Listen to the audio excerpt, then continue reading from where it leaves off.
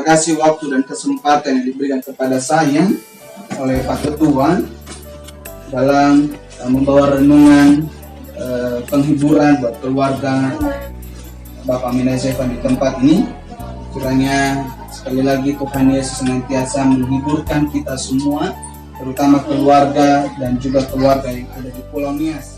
Satu kebenaran firman Tuhan dari Filipi pasal 1 ayat 20 sampai ayatnya yang ke-22. Sebab yang sangat kurindukan dan kuharapkan ialah bahwa aku dalam segala hal tidak akan beroleh malu, melainkan seperti sedia kala. Demikian pun sekarang Kristus dengan nyata dimuliakan di dalam tubuhku, baik oleh hidupku maupun oleh matiku. Karena bagiku hidup adalah Kristus dan mati adalah keuntungan. Tetapi jika aku harus hidup di dunia ini, itu berarti bagiku bekerja memberi buah. Jadi mana yang harus kupilih? Aku tidak tahu. Terpujilah nama Tuhan, saudaraku dikasihi Tuhan. Bapak Ibu saudara-saudara terkasih, dalam nama Tuhan kita Yesus Kristus, berbicara tentang kematian berarti berbicara tentang akhir dari kehidupan kita. Berbicara tentang kematian berarti berbicara tentang akhir dari kehidupan kita. Berarti sudah selesai tugas kita. Jadi bahkan kematian juga merupakan atau kadangkala menjadi satu hal yang menakutkan dalam kehidupan kita. Bahkan kadangkala menjadi satu kesedihan yang mendalam dalam hidup. Setiap orang mati atau setiap ada orang meninggal, kita bersedih hati. Bahkan kita pun orang luar misalnya, ketika kita lihat keluarga sedang bersedih, maka serasa empati, simpati kita terasa dalam, terasa kuat. Kenapa itu terjadi? Kenapa itu kadangkala menyedihkan ketika ada kematian atau menjadi satu ketakutan bagi kita? Ya jangan-jangan habis ini giliran saya, ya kan? Jangan-jangan habis itu giliran saya. Jangan-jangan. Kenapa hal itu terjadi? Hal itu terjadi saudara yang terkasih di dalam nama Tuhan kita Yesus Kristus, oleh karena ketidaksiapan, juga karena orang yang berpisah dengan kita, orang yang kita kasih, orang yang kita sayangi berpisah dengan kita. Itu yang kadangkala membuat kita sendiri saja kadangkala jengkel. Kenapa sih harus saya berpisah? Kan belum waktunya.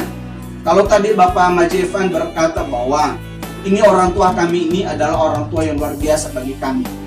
Ya, yang penuh perhatian, yang memberikan kami support dengan luar biasa. Kalau Bapak Majevan tadi terakhir berkata bahwa sepanjang dia sakit, kami belum besuk atau belum melihat, belum pulang ke Pulau Nias. Dan hal yang sama juga yang saya alami, bahwa saya juga 2 tahun yang lalu bulan April kemarin, Bunda terkasih juga 2 tahun.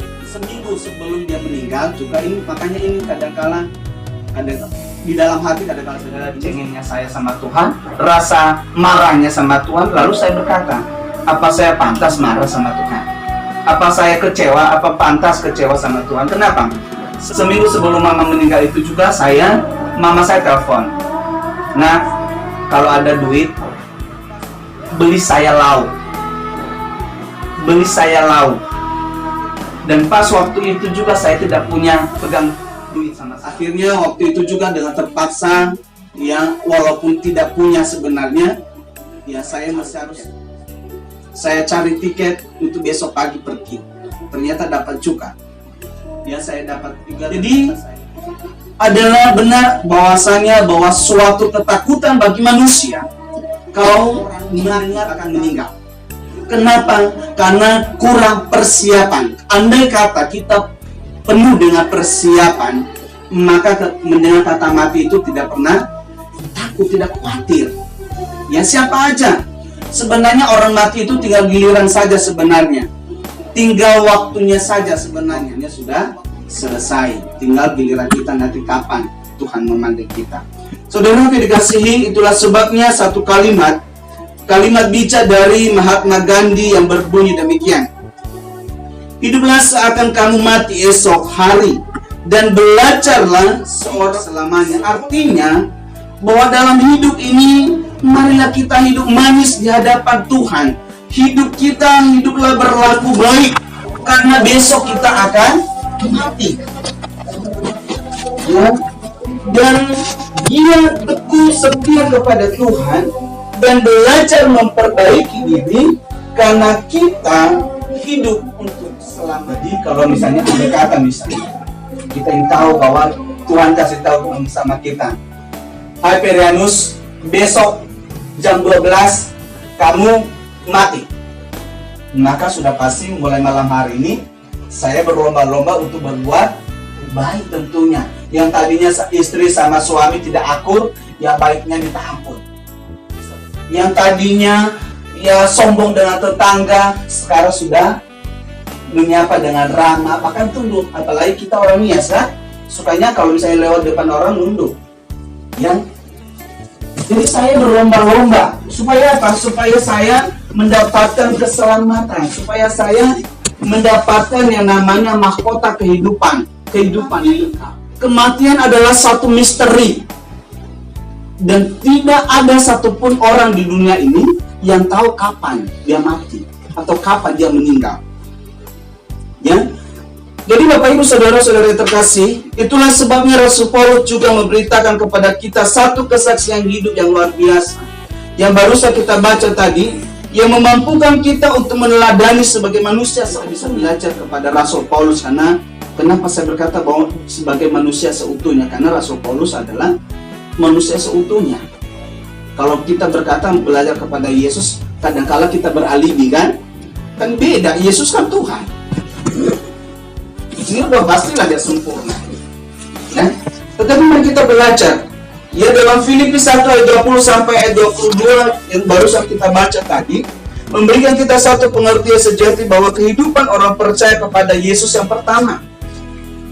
Ayat 20. Sebab yang sangat kurindukan dan kuharapkan ialah bahwa aku dalam segala hal tidak akan beroleh malu, melainkan seperti sedia kala, demikian pun sekarang Kristus dengan nyata dimuliakan di dalam tubuhku, baik oleh hidupku maupun oleh matiku. Setiap orang percaya kepada Yesus tidak akan pernah dipermalukannya. Amin. Ya, jadi beruntung kita punya Tuhan. Ya, beruntung kita punya Yesus sang juru selamat kita, yang tidak akan pernah mempermalukan hidup kita. Ya, kadangkala yang mempermalukan diri kita siapa? Diri sendiri. Tuhan tidak pernah mempermalukan kita, tetapi mempermalukan diri kita sendiri karena kita mengikut Tuhan adalah diri sendiri. Bapak terkasih dalam nama Tuhan kita Yesus Kristus, mari kita berlomba-lomba. Ya, berlomba-lomba selagi masih Tuhan kita beri kita kesempatannya. Semasi Tuhan memberi kita waktu ini, marilah kita bersama-sama. Bersama-sama apa? Bersama-sama menikmati kemurahan Tuhan. Ya. Kematian orang percaya kepada Yesus merupakan suatu keuntungan. Itulah sebabnya kita Mazmur juga berkata, ya, 116 ayat 15 berkata, berharga di mata Tuhan kematian semua orang yang dikasihinya. Jadi kematian orang tua kita karena berharga, bukan karena Tuhan tidak sayang, bukan karena Tuhan tidak peduli dengan anak-anak atau cucunya yang masih membutuhkan, tetapi karena Tuhan jauh lebih sayang, jauh lebih mengerti ya daripada kita. Berkata bahwa tetapi jika aku harus hidup di dunia ini, itu berarti bagiku bekerja memberi baik. Kita Wahyu 14 ayat 12 sampai 13 berkata, yang penting di sini ialah ketekunan orang-orang kudus yang menuruti perintah Allah dan iman kepada Yesus. Dan aku mendengar suara dari surga berkata, tuliskan, berbahagialah orang-orang yang mati dalam Tuhan sejak sekarang ini. Sungguh kata Roh, supaya mereka boleh beristirahat dari jerih lelah mereka, karena segala perbuatan mereka menyertai mereka. Saudaraku, amin. Saya percaya juga orang tua kita, ya, ibu terkasih kita, nenek terkasih kita, sudah pasti bahwa sepanjang kalau anak mantu merasakan bagaimana kebaikannya. Apalagi karena kebaikan itu tidak dimulai dari luar. Kebaikan itu mesti berasal dari dalam dulu. Percuma engkau berbuat baik di luar, tapi di dalam engkau berantem terus sama istri, anak, dan kaum keluargamu, itu sama aja bohong. Tetapi sudah pasti orang tua kita adalah sosok ibu yang bijaksana, sosok ibu yang baik, yang mengerti anak-anaknya, dan juga pasti ya orang sekitar akan menikmati kebaikan yang dilakukan oleh ibunda tercinta. Jadi jangan kita takut, jangan kita gelisah. Ya, tidak perlu ragu, tidak perlu takut, khawatir.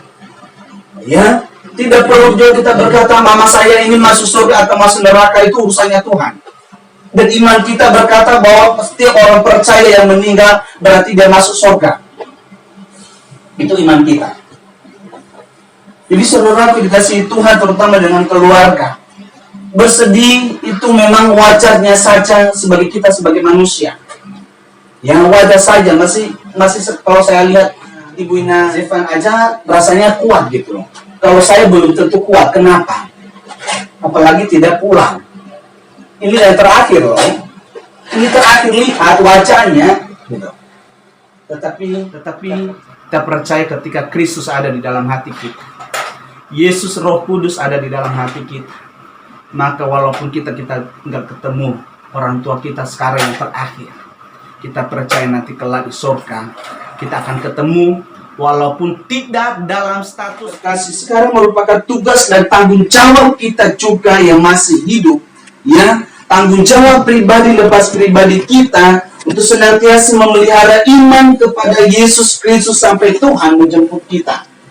Ya, kita 1 Timotius 6 ayat 12 berkata, bertandinglah dalam pertandingan iman yang benar, dan rebutlah hidup yang kekal, untuk itulah engkau telah dipanggil, dan telah engkau ikrar yang benar di hadapan banyak saksi. Jadi bertandinglah dalam pertandingan iman yang benar. Orang tua kita yang ada di Pulau Nias sudah mengakhiri pertandingan imannya. Tinggal kita yang masih hidup.